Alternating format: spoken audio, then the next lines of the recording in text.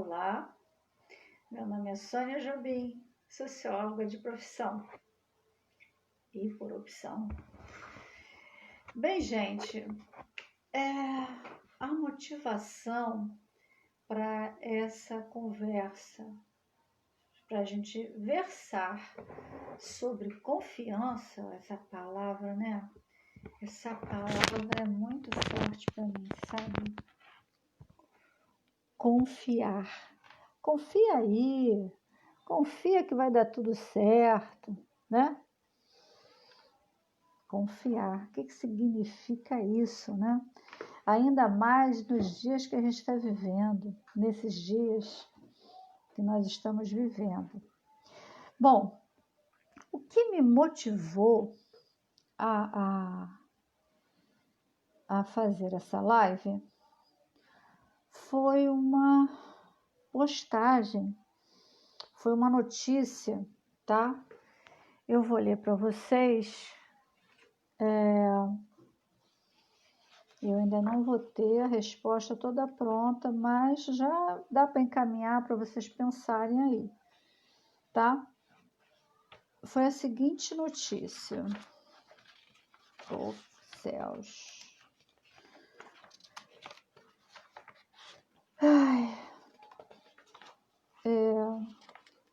Queria ler do jeito que tá, né, gente?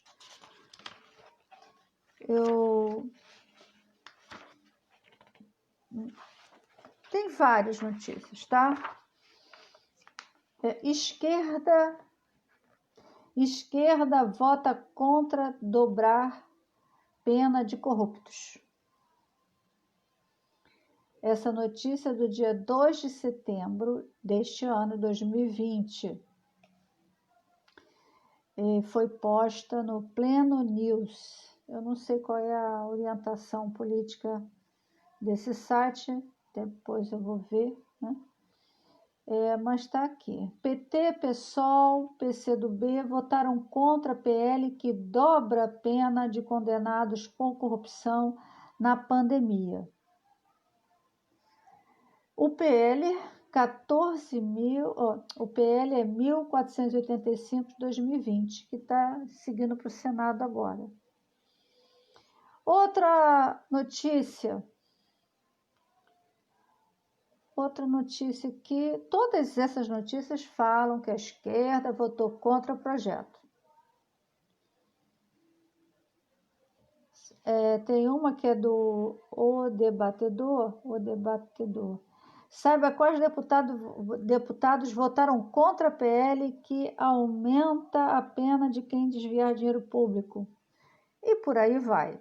Bom, eu postei no Face essa notícia que tem a foto da Gleisi Hoffmann, de um rapaz que eu não sei quem é, e da Jandira Fegali. Eu tenho no meu Face, que eu curto, que eu sigo, a Jandira Fegali, a Alice Portugal e a Maria do Rosário. E enviei uma mensagem para a Jandira e para a Alice Portugal, pedindo quais foram os argumentos que justificaram esse voto contrário da esquerda.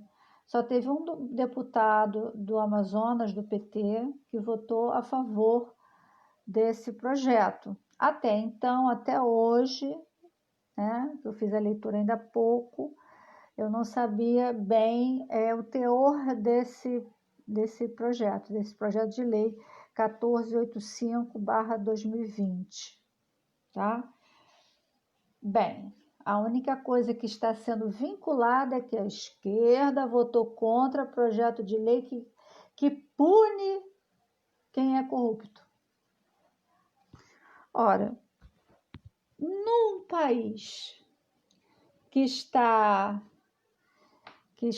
onde a mentira, onde a inverdade, onde o descaso, ou a falta de compromisso, a irresponsabilidade está graçando, né? a informação hoje, ela é fundamental. É fundamental, é somente a informação correta, né? Correta, pode garantir o desmonte de uma fake news, né? De uma inverdade. Bom, e aí um colega respondeu, existem razões sim, eu posso lhe enviar. Eu estou esperando que ele me envie, né? E eu coloquei, eu tenho certeza disso, eu tenho certeza que se eles votaram contra, eu coloquei assim, eu tenho certeza disso, pois confio nessas pessoas o suficiente. Eu não confio em ninguém integralmente. O suficiente, mas é preciso publicizar esses argumentos. E uma outra colega, citando uma das duas deputadas, disse, eu não confio, eu não voto nessa pessoa. E ficou, né, essa palavra na minha cabeça, confiança. Confiança. Eu conversando com essa amiga, eu falei assim, nossa, você já está me dando alguns dados aí para formatar, né, de uma forma básica essa live sobre confiança, né? A confiança, gente, essa palavra, esse conceito, esse sentimento, né? É muito simbólico. Simbólico de quê dentro da política? Da democracia representativa, né? Porque quem elaborou esse projeto, quem propôs esse projeto, né? Quem votou contra, quem votou a favor, todas essas ações impactam profundamente nossa vida, não é? A vida de todos nós, certo? E aí eu fiquei pensando,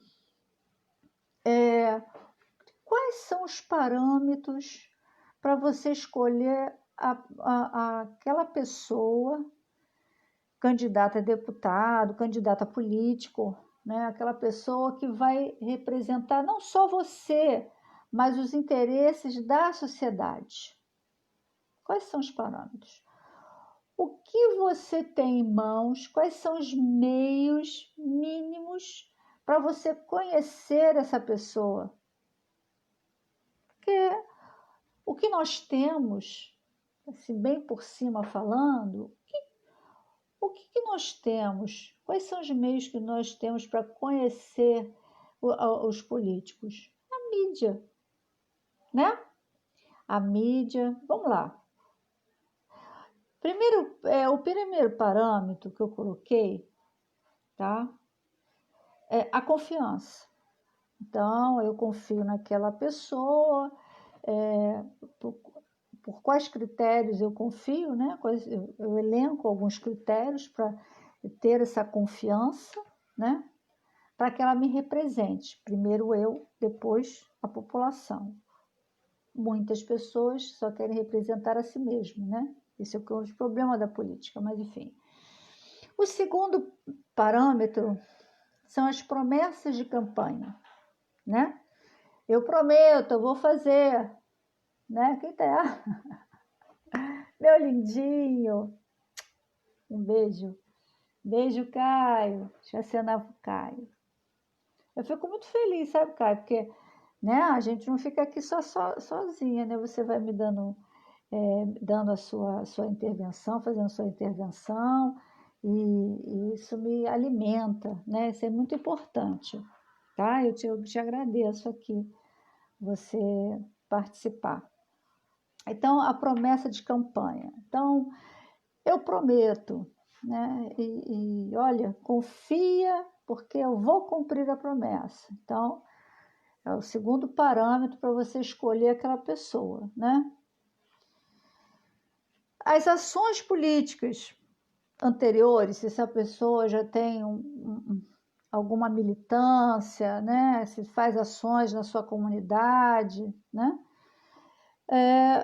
Essas ações políticas você pode observar o seguinte: elas são voltadas para a sociedade como um todo ou são ações voltadas para alguns segmentos dessa sociedade. Isso faz enorme diferença, tá? E as fontes de dados, da onde vem, né, esse parâmetro, da onde você pode tirar essa confiança, enfim. Primeiro, a proximidade. Você conhece essa pessoa de perto? Ela já foi na sua casa?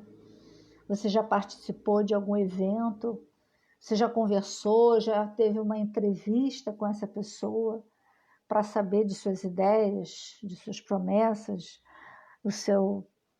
aliás, eu vou colocar aqui, né, o programa, né, as propostas, né, isso é importante. Então, a proximidade, né? Depois a mídia, que é a primeira fonte de onde você tira as informações dessa pessoa, né?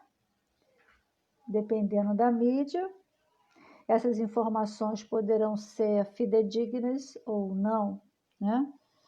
E as instituições de pesquisa e instituições políticas, né? Então, se você entra no site da Câmara dos Deputados, vê os anais, né? Se é uma pessoa que vai ser reeleita, o que ela já fez ali como deputado, como senador, como vereador, né? Se é uma cidade pequena, como é Arraial do Cabo, onde eu moro, eu posso ir lá na Câmara dos Vereadores e ver de perto, conhecer de perto esses vereadores, né? E as instituições de pesquisa, onde eu posso ver as instituições de pesquisa e também as instituições acadêmicas, né? Então, estudos sobre as ações políticas feitas na área da saúde, na área da educação, da segurança, né? E por aí vai, em todas as esferas da sociedade. Então, você percebe que você tem várias fontes, umas mais fáceis e outras mais difíceis, porque é mais distante, mais complexa, mas que são fontes onde você pode saber um pouco mais daquela pessoa que você pensa em votar para lhe representar ou a sociedade da qual você faz parte, né? Um princípio que é básico, eu sempre falo para os meus alunos, toda vez que nós vamos pensar e analisar a sociedade, a gente tem que pensar o seguinte: o que eu entendo sobre sociedade? Sociedade não é o meu grupo. Eu tenho que entender que eu, no meu universo particular, eu posso ser seletiva. Eu posso convidar para minha casa, eu posso convidar para o núcleo de onde eu faço parte somente certos tipos de pessoas, mas esse tipo de conduta não pode servir para a sociedade como um todo.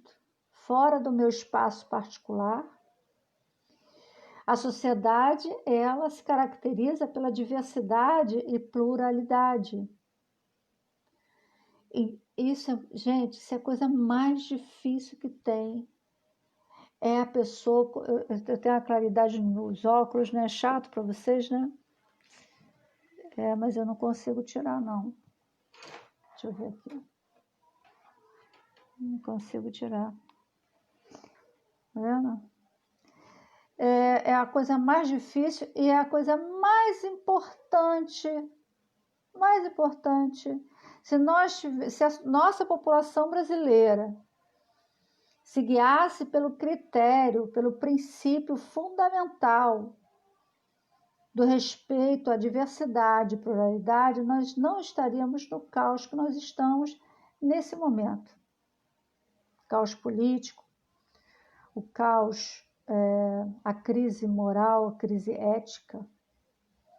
Então, por exemplo, eu já falei em outras lives, né? Pessoas que defendem a família tradicional, mas que desconsidera a existência da pluralidade no modelo familiar. Ou seja, hoje está visível, porque sempre teve, está visível as famílias homoafetivas. Ah, mas que isso é assim, isso é assim. Olha só, o que você pensa dentro da sua casa, dentro do seu universo particular, é um direito seu. Mas essas famílias homoafetivas são tão dignas e têm tantos direitos como qualquer outra família. Tem um instituto, agora acho que eu não vou achar, tem um instituto que é pela família, pela propriedade, é uma coisa impressionante. Instituto, família, propriedade, tradição, família e propriedade, mas Plínio Correia de Oliveira, isso. Plínio Correia de Oliveira. Se vocês tiverem curiosidade, se eu lembrar, eu vou botar na descrição, né? Eu estou aprendendo ainda essas coisas. Então, olha, a nova tradição, família e propriedade, famosa pelo ultraconservadorismo e pelas manifestações contra o divórcio e o comunismo. A tradição, família e propriedade hoje está voltada apenas para a religião e seu controle é disputado na justiça. Eu entrei no site aqui outro dia, Plínio Correia de Oliveira. Deixa eu ver se eu acho aqui. E eu fiquei assim, sabe, gente? Eu falei, olha só, contra o divórcio.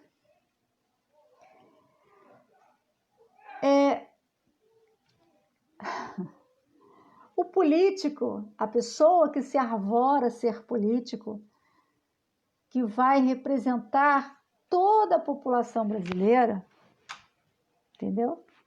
Ela tem que pensar nessa pluralidade, nessa diversidade, né? Plínio Correia Oliveira, tradição, família e propriedade.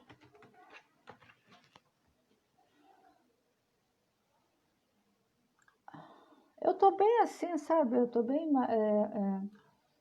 não tô querendo fazer nada rígidozinho, então vocês estão vendo eu pesquisar. Eu acho legal isso. Vocês têm que entender como é difícil a gente conseguir informação, né? Ninguém tem informação direta, senão você tem que ralar muito para conseguir, né? Então, eu estou aqui procurando. Ai, tá difícil. Plínio Correia de Oliveira, Instituto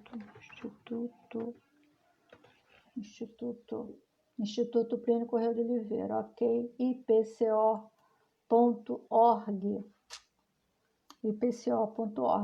Isso é um bom exemplo para vocês entenderem do que eu estou falando. Oh, meu amor, minha linda, querida, minha amada. como eu te amo. Esse instituto, deixa eu ver aqui quem somos, tá? Esse instituto aqui. Olha, o Instituto Plínio Corrêa de Oliveira é uma associação de direito privado, pessoa jurídica de fins não econômicos, tá?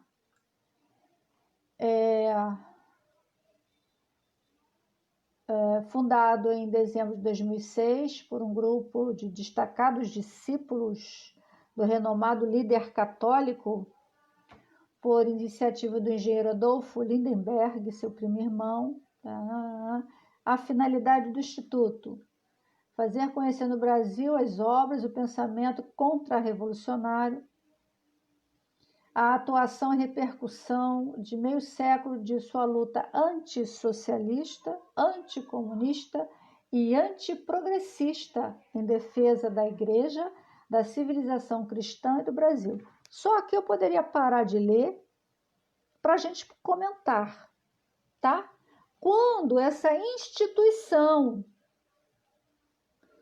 coloca a defesa da Igreja, ele está falando da Igreja Católica, ele está desconsiderando, e suas ações tendem a excluir todas as demais religiões, principalmente, vocês sabem, as religiões de origem africana.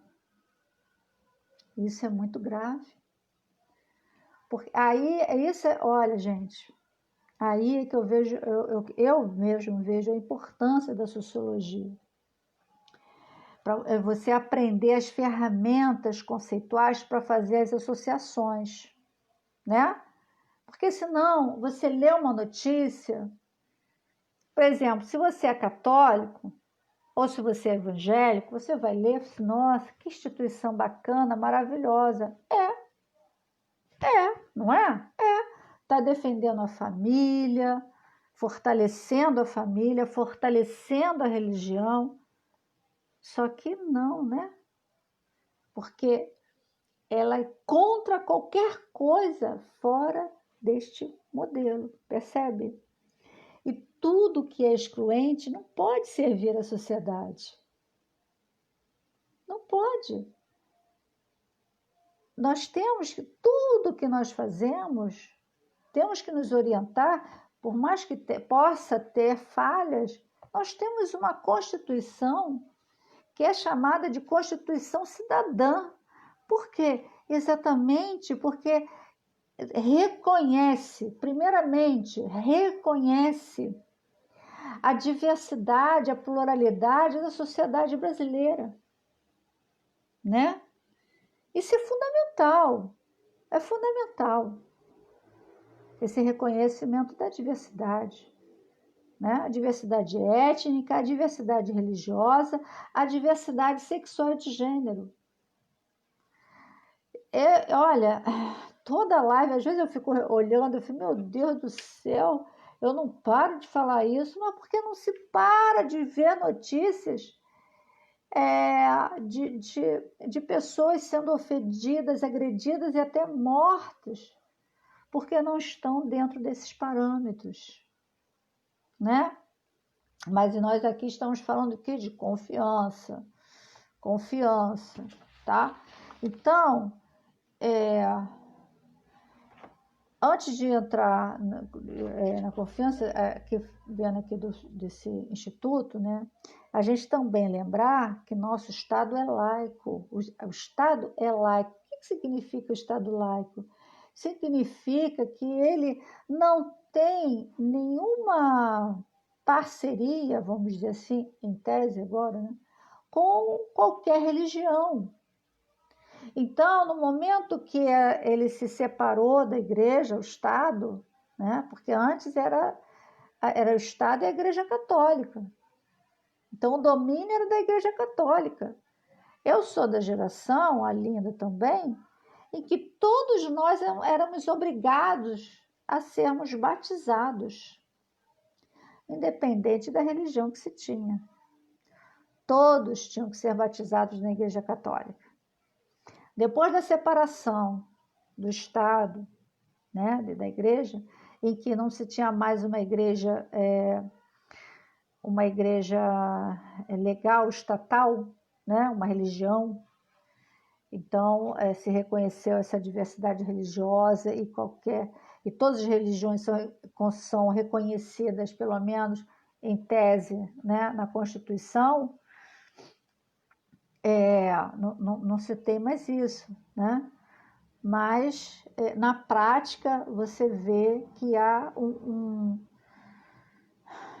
o tempo inteiro uma retaliação, uma exclusão de pessoas que não seguem a religião judaico-cristã, ou seja, evangélica ou católica, né? E aí isso tira a paz, tira a serenidade, tira a saúde de pessoas que não estão nesse modelo. E isso é inconstitucional.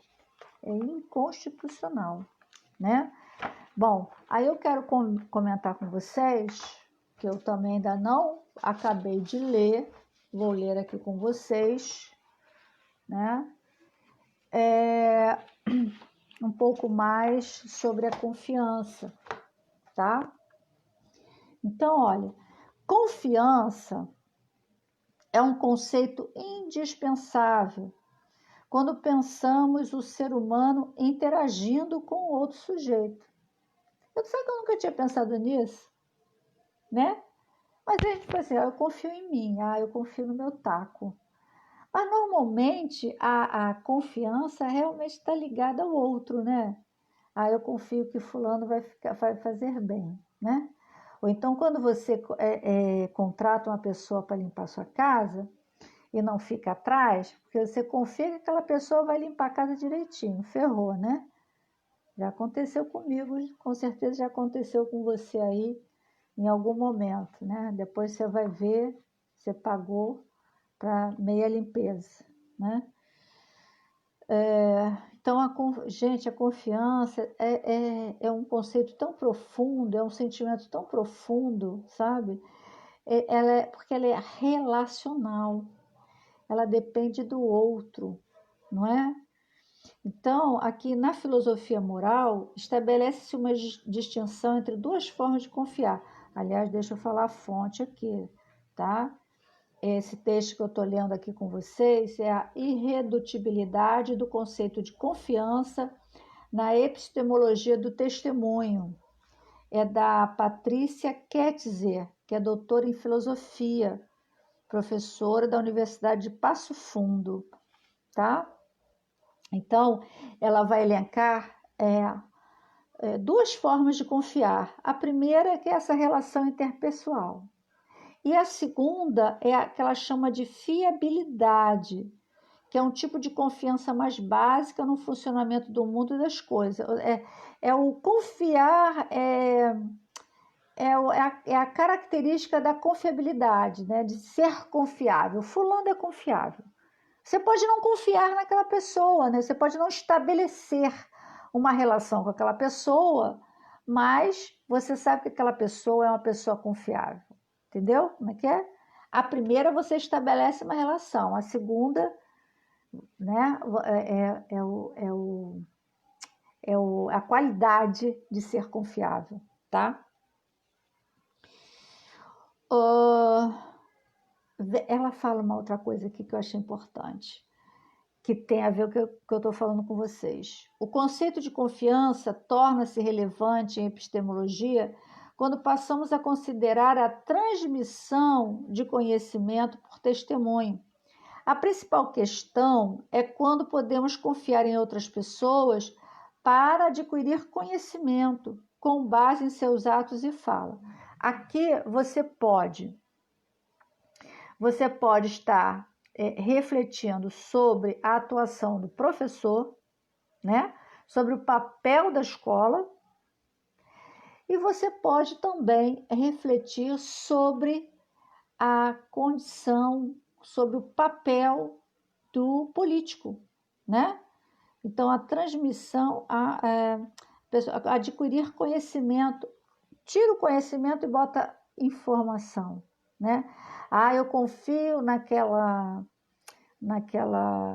naquele site, vamos dizer, a Globo, a Rede TV, essas redes, né? A Globo News, não, porque lá eu confio que lá eles vão ter uma informação correta, né?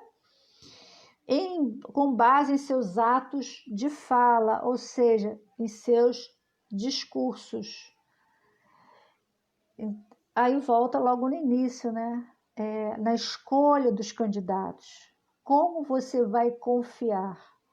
Com que parâmetros você vai confiar? Né? Que tipo de informações essas pessoas estão passando para você, de forma que você possa realmente confiar. Eu digo para você, citando sempre René Descartes, você não deve confiar simplesmente. A sua atuação deve sempre, aliás, a sua postura, a sua conduta deve ser sempre de ação. Ou seja, eu escuto a informação, tá? Vamos dizer que potencialmente aquela pessoa seja confiável, tá?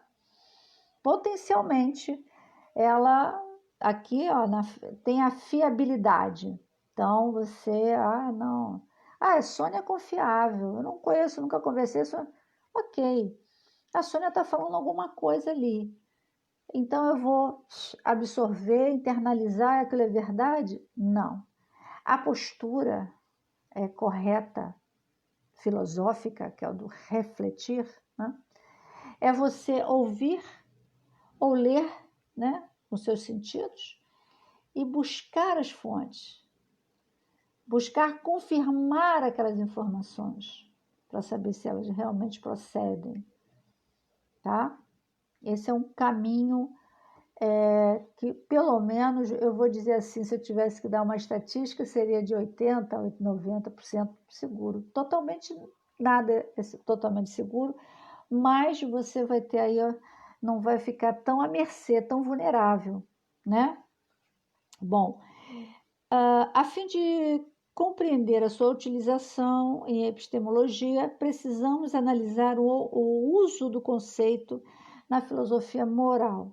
Sendo assim, expomos o conceito de confiança moral e avaliamos a possibilidade de uma redução em epistemologia. Entretanto, nós notamos que os aspectos morais não contribuem para um cenário epistêmico. Ela está falando dentro da ciência, tá?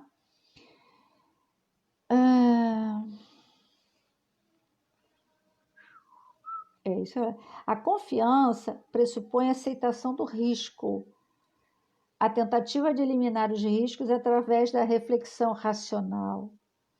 Enfraquece a atitude da confiança. Sim.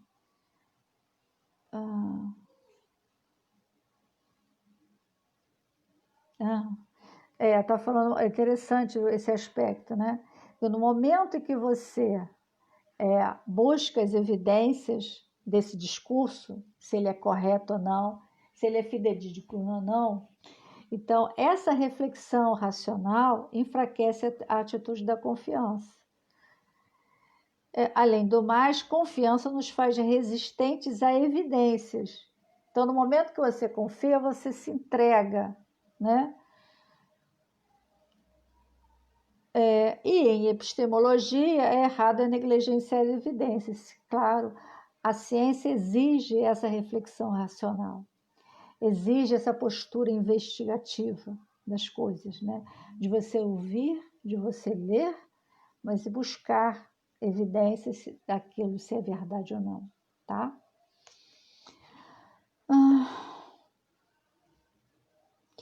Eu vou parar aqui porque é longo, como eu falei para vocês, eu não li. Eu comecei a ler, mas quis fazer logo essa às vezes eu nem faço outra, né? Eu sempre fico na promessa, vou completar e não complemento. Mas eu acho que sempre as coisas que eu tenho colocado, eu espero que sejam provocativas para você pensar, né? Porque eu estava conversando hoje com essa colega, né, com essa amiga, e é aquilo, o que nós conhecemos desses políticos? Nós estávamos falando, ela deu um exemplo, ela falou assim, eu não confio. Aí eu falei assim, me dê um dado, alguma coisa assim. E ela falou o seguinte, olha, essa pessoa, esse político, mora em frente à moradia da família. Então, é uma pessoa que ela conhece de proximidade, né? E é uma pessoa tida na vizinhança como extremamente antipática, não cumprimenta ninguém. Eu fiquei até surpresa, porque me passa simpatia essa pessoa. E aí ela falou de uma outra pessoa, né? Vocês ficam curiosas, eu também fico, né? Mas não posso falar, né? Não posso falar, assim. Seria antiético. E ela me falou de uma pessoa, essa eu sempre votei em confiança, eu voto. Eu disse, pois é, mas eu tive uma proximidade com essa pessoa, olha só que interessante. E essa pessoa me decepcionou, porque eu estava na UERJ e estava enfrentando, meu grupo, nós estávamos enfrentando o desmonte do programa da qual eu fazia parte, que é o Invest UERJ, um programa maravilhoso de escolarização de prestadores de serviço, e estava crescendo. Nós já tínhamos quase 400 alunos, adultos, né? E era desde a alfabetização até o ensino médio. E aí, acho que ela faleceu, né, gente? A reitora começou a desmontar o programa, a diminuir verba, e aí nós começamos a lutar para manter, né, para que se mantivesse. Esse programa foi tão importante que eu fui a Cuba apresentá-lo, num congresso que teve lá em Cuba de pedagogia, e eu fui apresentar, né, a sociologia aplicada ao Centro Supletivo Invest UERJ, que se tornou, esse trabalho de pesquisa se tornou a minha monografia de final de curso de Ciências Sociais, né? E o programa eu acho que acabou mesmo, né? Mas aí eu fui buscar ajuda ao deputado, né? Que estava sempre lá na UERJ. Ele não fez nada, entendeu? Depois eu soube que tinha amizade com a reitora, então não quis se envolver, né? Então, assim, eu quero falar da questão da proximidade, né? Então, os dados que nós temos são muito relativos. E, aliás, uma coisa importante também que eu coloquei para essa colega é o seguinte: nessa ação, esse político não foi bacana, deixou a desejar. Isso não. Dentro de sua trajetória política, quantas coisas ele fez? Muitas coisas boas, né? Então, aqui, até isso a gente tem que verificar. O que ele fez ou ela fez em toda a sua trajetória política? Porque errou aqui não significa que errou em tudo, né? Em outras ações teve sucesso, teve uma ótima atuação, né? Nós estamos aí, vai ter eleições, então é importante que a gente comece a refletir essas questões, entende? Porque está muito preocupante, né? Parece que apesar de todo esse inferno mesmo que nós estamos vivendo, inferno moral, inferno político, econômico, inferno em saúde, né? É uma palavra ruim, né? Me perdoe, mas é o que nós estamos vivendo. Mas apesar de tudo isso, há uma grande preocupação em que as pessoas continuam sem caráter continuam dos dois lados, né? Continua apoiando pessoas e grupos que não pensam na sociedade como um todo, né? Então, nós temos que fazer a campanha pela responsabilidade, né? Fazer a campanha pela consciência política. O voto tem que pensar o seguinte, é uma procuração em branco, né? Você, no momento que você coloca ali o seu voto, apertou o confirma, acabou, meu bem. Você acha que a pessoa vai fazer o que você espera que ela faça? De repente sim, de repente não. Ela é que vai tomar as decisões, ela que vai gerir a verba, né? A total que você contribui, eu contribuo com nossos impostos, né? O funcionário público é 15%. 15%. Aliás, é isso que eu acabei esquecendo de falar, né? Que eu estava falando. Eu estava falando que o que me motivou foi essa questão da esquerda ter votado contra, né? E eu vou fechar com isso aqui, que é o seguinte, gente, essa lei 1485 de 2020, eu fui procurar saber, ela duplica as penas colocadas no Código Civil de 1940, duplica as penas de quem incorrer em crimes de corrupção na administração pública. Mas quem? Aí eu fui lá ver. Capítulo 1. Dos crimes praticados por funcionário público contra a administração em geral. Até aí, né? Quanta coisa a gente está vendo, né, gente, dentro da administração pública de errado. Até aí eu falei, bom, até aí eu não vejo por que a esquerda ter votado contra, né? Só que tem um adendo que eu estou esperando, espero que tenha capítulo 2, né? Eu estou esperando para ter essa confirmação. Eu lembrei de quem? De Paulo Guedes. Olha, Paulo Guedes, peguei aqui umas notícias. Paulo Guedes e o governo, eles estão focados no funcionalismo público, tá? Então, ele falou o seguinte, olha só, deixa eu ver mais não, em janeiro, foi fevereiro, Sônia? Oh, meu Deus do céu, cadê a notícia? Pai, tá aqui, olha, viu como a gente tem que fazer essas associações? Olha só, aí eu fui numa notícia de 7 de fevereiro de 2020, vocês me ajudem aí a buscar essa resposta, porque eu estou com uma interrogação aqui, ó. Por que a esquerda votou contra um projeto que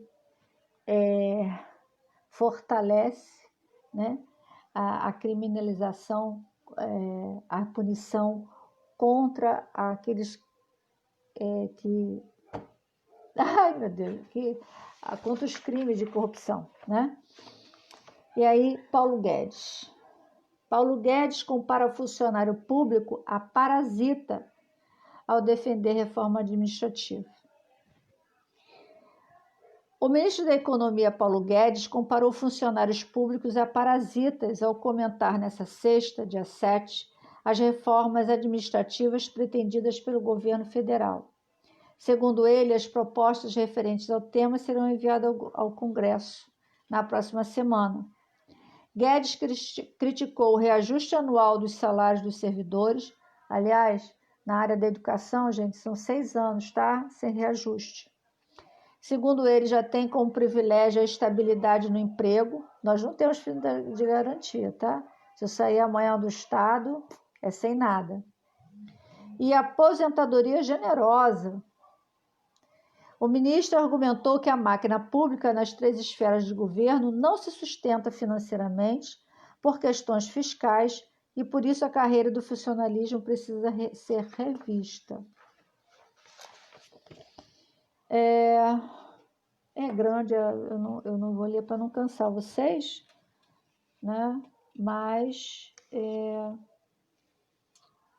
ele faz aqui, fala um monte de coisa, assim, coloca o funcionalismo no chão. Depois, em notícia mais recente, de maio de 2020, Paulo Guedes volta a atacar servidores públicos, chamando-os de saqueadores. O ministro da Economia, Paulo Guedes, voltou a atacar os servidores públicos. No dia 15 de maio, enquanto defendia o veto do presidente Jair Bolsonaro sobre o reajuste para algumas categorias, o ministro comparou servidores e empregados públicos como saqueadores. A declaração aconteceu no evento do Balanço dos 500 Dias de Governo. Na hora em que estamos fazendo esse sacrifício, que o Brasil está no chão, é inaceitável que tentem saquear o gigante que está no chão, que usem a desculpa da crise da saúde para saquear o Brasil. Caramba, eu sou uma saqueadora e tanto, hein? Disse o ministro da Economia, que pediu ao Congresso para que não derrube o veto sobre os reajustes, no qual Bolsonaro o encaminhará.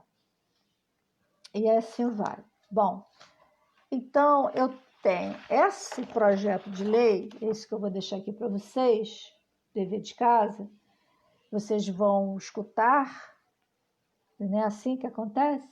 Na mídia, a esquerda votou contra o projeto de lei 1485 de 2020, que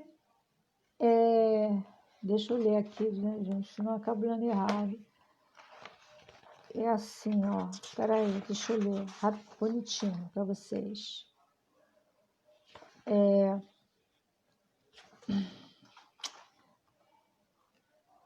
Altera o Decreto-Lei número 2.848, de 7 de dezembro de 1940, Código Penal, e as leis 8.666, de 21 de junho de 1993, e 12.850, de 2 de agosto de 2013, para combater condutas que tenham por finalidade o desvio de recursos destinados ao enfrentamento de estado de calamidade pública.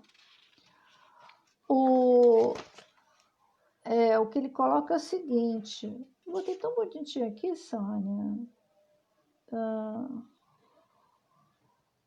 Esse projeto, ele coloca o artigo 327A do Código Civil, ele é complementado agora o seguinte: aplicam-se as penas em dobro aos crimes previstos neste capítulo, se forem cometidos por ocasião de calamidade pública decretada pelo poder público.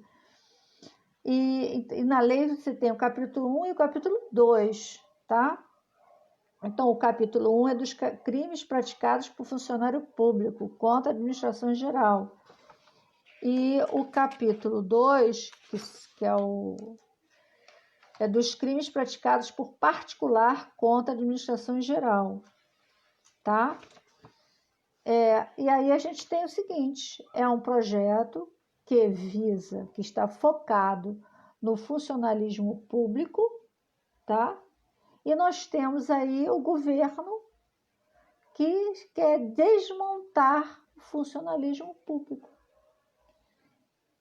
Então, daí nós temos um quebra-cabeça que eu ainda não sei, né, qual é a peça que falta para entender direitinho por que a esquerda não votou no projeto de lei 1485 de 2020. Tem angu, aliás, tem caroço nesse angu. Não tem? Você não acha que não tem? Aguarda os próximos capítulos para a gente ver, né? Confiar desconfiando. Essa é uma postura científica, investigativa, política e filosófica, tá? Beijo. Beijo, lindinha. Força, fé, coragem. É isso que a gente precisa ter, né? Confiança naquele que está lá. Beijo.